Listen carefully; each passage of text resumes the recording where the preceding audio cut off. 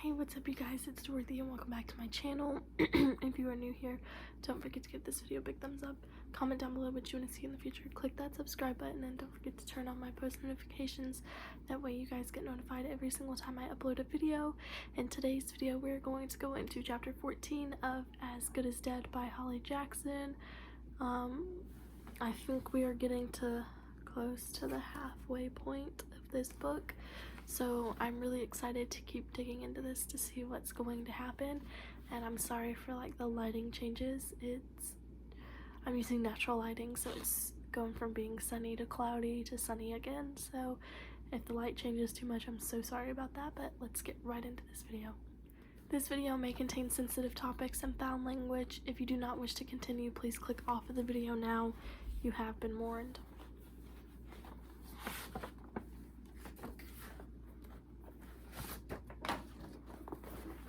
Chapter 14. Ravi must have reached at the end first, a sharp intake of breath right by her ear, like a windstorm trapped inside her head. Pip held up one finger to put him on pause until she was done, reached over the very last word, and then, "Oh," she said. Ravi jerked away from her, standing up in his full height. "Oh," he said, voice higher and scratchier than it should be. "Is that all you have to say about it? About that? Oh? What are you—" She spun her chair to watch him. His hands were dancing nervously, tucked under his chin. "What are you freaking out about? What are you not freaking out about?" He tried to not raise his voice, but he should have tried harder. "A serial killer, Pip." "Ravi," his name broke apart in her mouth into a small laugh. His eyes flashed angrily at her. "This is from 6.5 years ago. The DT killer confessed. I'm pretty sure he pleaded guilty in court too. He'd been in prison all this time, and there were no more murders after his arrest. The DT killer is gone." "Yeah, well, what about the dead pigeons?" Ravi said, his arm in a straight and quivering line pointing back to the screen. "And the chalk lines, Pip? Those two exact things. In the weeks before he killed Julia." Ravi dropped to his knees in front of her, holding one hand up to her face, thumb and a little finger folded down. "3, he hissed, bringing his 3 raised fingers even closer to the chalk figures. "Julia was the 4th victim, Pip.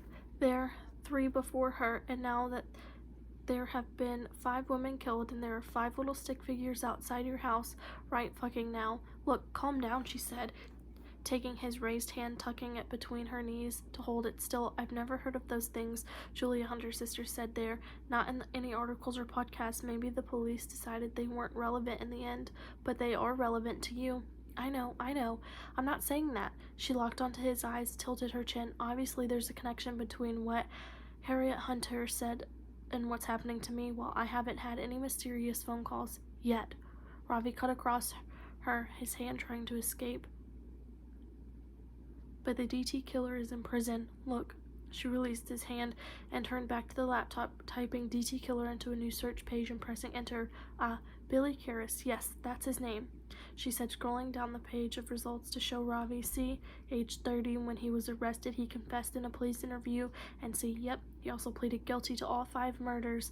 No need for a trial. He's in prison and, well, will be for the rest of his life." "Doesn't really look like the police sketch." Ravi sniffed his hand, finding its own way back between her knees. "Well, kind of." She squinted at Billy Karras' mugshot.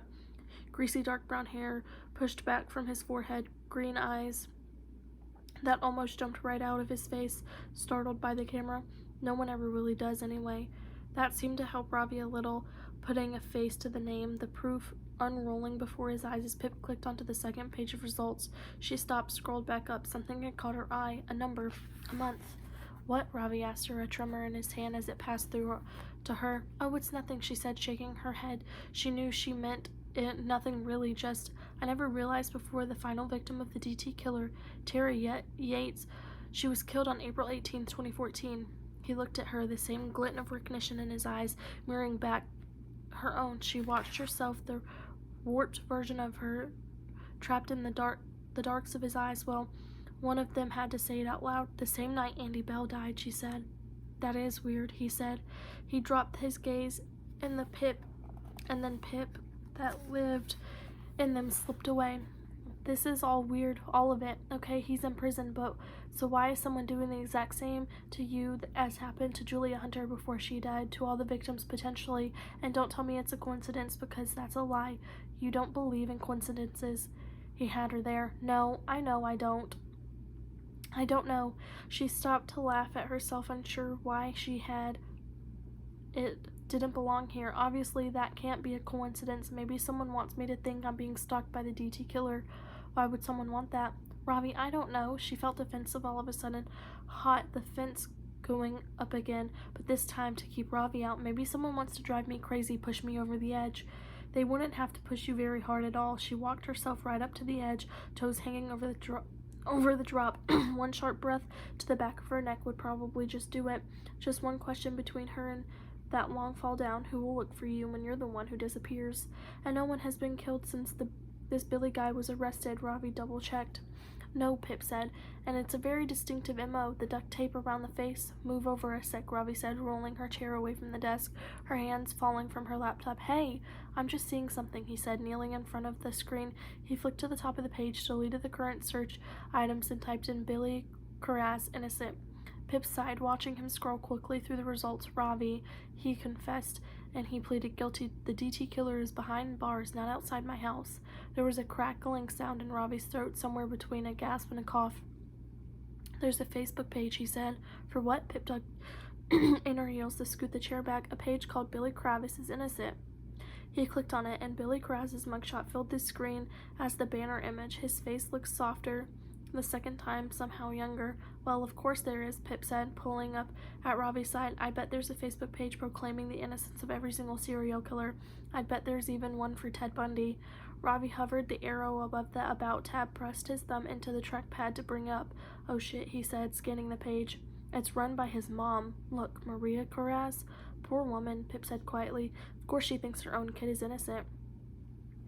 On May 16, 2014, after sitting in a police interview room for 9 hours without a break, my son gave a false confession to crimes he did not commit, a confession coerced by intense and illegal police interrogation tactics, Ravi read from the screen.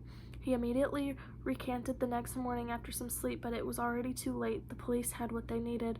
A false confession, Pip said, looking into Billy Carras's eyes, as though the question were for him. No, it couldn't be. Those were the eyes of the DT killer staring back at her. They had to be. Otherwise, serious systematic failings in our criminal justice system. Ravi started, skipping into the next paragraph.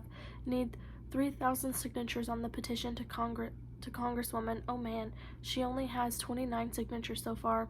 Trying to bring Billy's case to the attention of the Innocent Project so we can appeal the conviction. He stopped. Oh look, she's even put her phone number in the contact info section. Please contact me if you have any legal experience or media connections and think you can help me with Billy's case or would like to help collect signatures. Please note, prank callers will be reported to the police.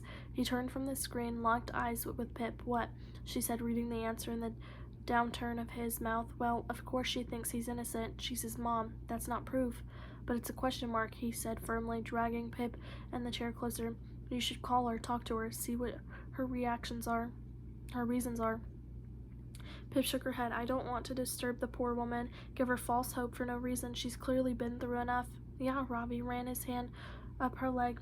The very same thing my mom went through, that I went through when everyone thought Sal killed Andy Bell. And how did that come to an end again?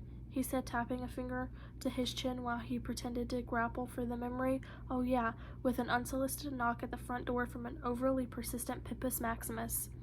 That was entirely different, she said, turning away from him, because she knew if she looked at him any longer he'd convince her to do it, and she couldn't do it, could not, because if she called that poor woman, that would be admitting there was a chance, a possibility, that the wrong man was sitting in prison, and the right man, he was outside her house drawing headless stick figures of the women he'd already killed, coming for her, beckoning her to join them. Number 6, and that would be the game she wasn't ready for. A stalker was one thing, but this... Okay, never mind, Ravi shrugged. How about we sit here twiddling our thumbs instead? Just wait to see how this whole stalker thing pans out. The passive approach. Never thought I'd see you opt for a passive anything, but we'll just hang tight, kick back, no biggie.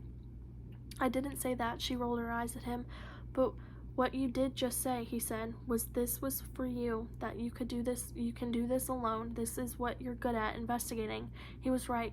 She had just said that. Her test, her trial, her final judgment, save herself to save herself. That was all still true, even more so if there was a chance, that possibility that there was a right man and a wrong man. I know, she said quietly, conceding with a long outward breath. She'd known as soon as she finished reading the article what she had to do, had only needed Ravi to draw it out. So, he smiled, the little smile that always got her, and he dropped her phone into her hands. Investigate it. That is the end of chapter 14. I will see you guys in the next video. Bye.